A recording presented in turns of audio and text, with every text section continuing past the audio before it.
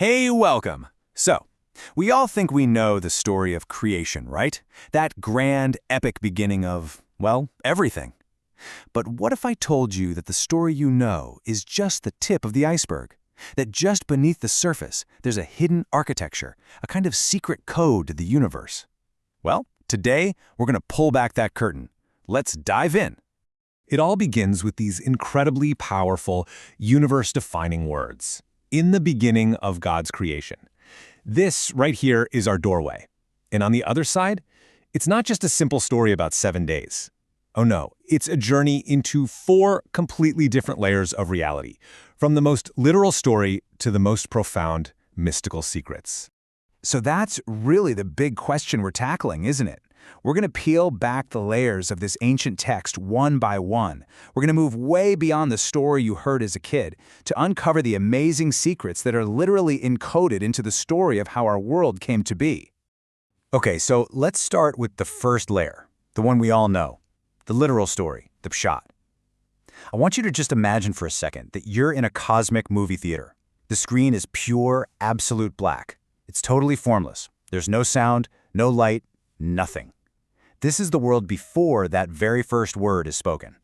And then, bam, day 1, light just slices through the darkness. Day 2, a huge space opens up, separating the waters up above from the waters down below, and that creates our sky. Then on day 3, dry land pushes its way up, and with it, this incredible explosion of green, grass, trees, flowers, you name it. Day 4 hangs the great lights in the sky, the sun, the moon, and all the stars. Day 5, it fills the oceans and the air with life, all the fish and all the birds. And finally, on day 6, the land is just teeming with animals, all leading up to the creation of humankind. It's this beautiful story of perfect order just emerging out of total chaos. And what's that one line we hear over and over again? And God saw that it was good, right? It's this powerful declaration. The system is working perfectly. Everything is exactly where it should be, functioning just like it was designed to in this flawless divine blueprint. So, at this level, the story is all about perfection, about order. But that is just the beginning of our journey. All right, let's get to our second layer. I like to call this the treasure hunt. This is where we start looking for hints, for clues, for the remez. You see, the ancient sages believed this text wasn't just a story. They saw it as a deeply complex code. Every single word, every letter, holds some kind of secret connection. And to find them, we need a special key. And that key is a tool called gematria. Now, it sounds complicated, but the idea is actually pretty simple, and yet it's incredibly profound. In Hebrew, every letter is also a number. So by calculating the numerical value of different words, you can uncover these hidden links between ideas that seem totally unrelated. It's almost like finding a secret message written into the very DNA of the text itself. So let's see how this actually works. Check this out. Later in Genesis, Jacob's sons are told to go down, in Hebrew, redu, to Egypt. Well, the numerical value of the word redu is 210. The mystics look at that, and they see a hidden timestamp, a secret code pointing to the 210 years the Israelites would later spend in Egyptian exile. Or how about this one?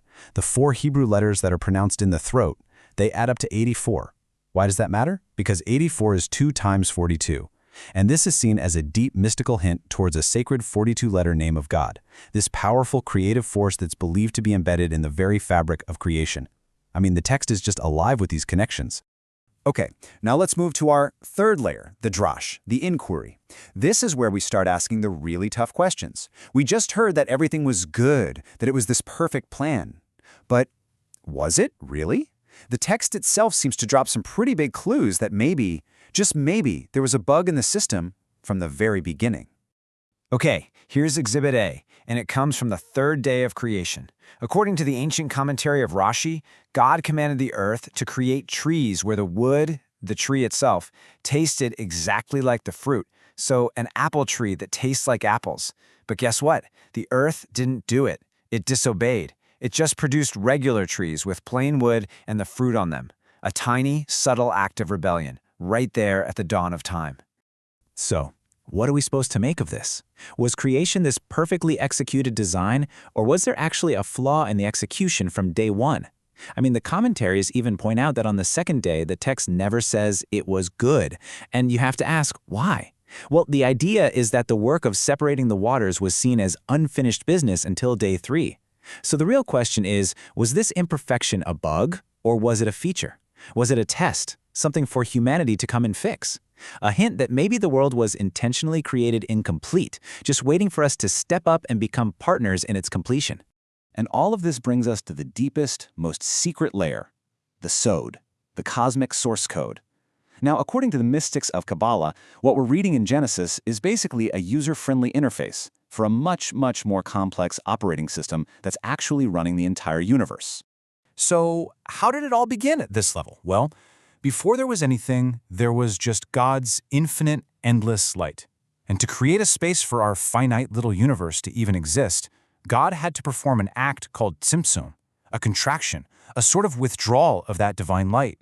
You can almost think of it like partitioning a cosmic hard drive, creating an empty space where a whole new operating system could be installed. And inside that new empty space, the divine operating system was installed, the 10 Sephirot. Now, these aren't physical things. They're 10 fundamental energies or dimensions through which the Creator interacts with our reality. You can think of them as the source code for all human emotions and character traits, from that first flash of pure wisdom to the structured understanding that gives it shape, all the way down through expansive kindness, disciplined strength, and balanced beauty.